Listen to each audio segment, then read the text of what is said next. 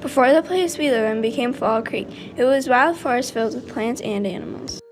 During these early days, a variety of people lived and visited the area. While times have changed, we can still see signs of Native Americans, French fur traders, and German immigrants who used to be here.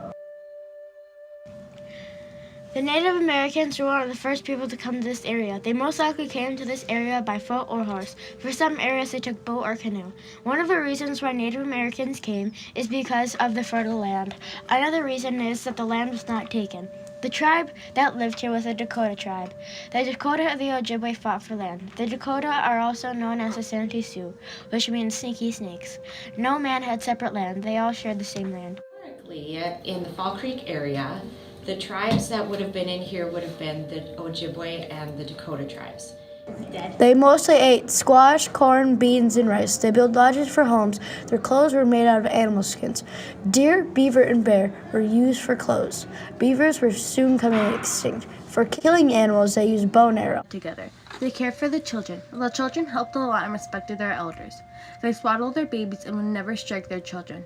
The Dakota spoke Siouan or Lakota. They wore headdresses, but only if they had the honor to do so. They moved a lot, so they were used to packing up and leaving. Fur trade in North America began almost as soon as Europeans began their explorations of the North American mainland. Trade in North America began almost as soon as Europeans began their explorations of the North American mainland. This area of time can be put into three sections: the French from 1600 to 1760, the British from 1760 to 1816. Then the American time from 1816 to 1850. Explorers from France came. All they wanted was to be rich from trading. Their strategy was to move inland toward the middle of North America. They realized the importance of family relationships and trading networks. The Native Americans were the first trading partners. The French sometimes lived in Native American villages. They often dressed in Native American clothes and married Native American women. After a number of years, the British lured the Native American away from the French.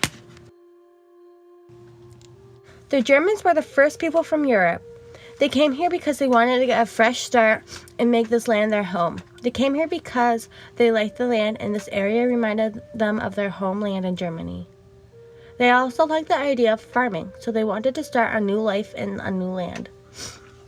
The forest provided plenty of wood for them to build and heat their homes. The settlers found that this area provided plenty of hunting opportunities for food. They caught fish and hunted for bear, deer, and some other animals. Settlers were very resourceful and would make their clothes from the skins and use other animal parts for tools and housework. They took wool from the sheep, which was used to knit their clothes. In the early times, they didn't have automobiles or carriages, so they walked everywhere they went. They grew a variety of crops for bread, corn, squash, beans, and berries. They didn't have video games to entertain them, so they made their own games.